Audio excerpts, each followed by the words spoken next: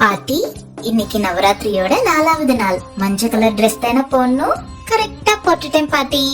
ஏன் இன்னைக்கு மஞ்சள் கலர் ட்ரெஸ் போடணும் பாட்டி?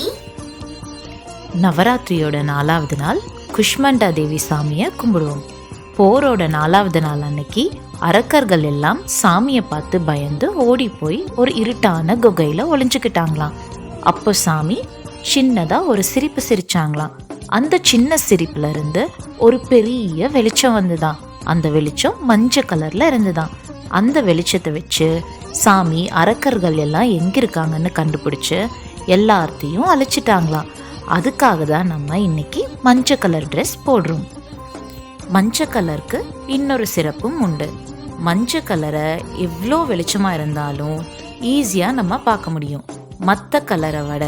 அதனால தான் நம்ம ஸ்கூல் பஸ், காலேஜ் பஸ் இது எல்லாத்துலேயும் மஞ்சள் கலர் பெயிண்ட் அடிச்சிருக்காங்க.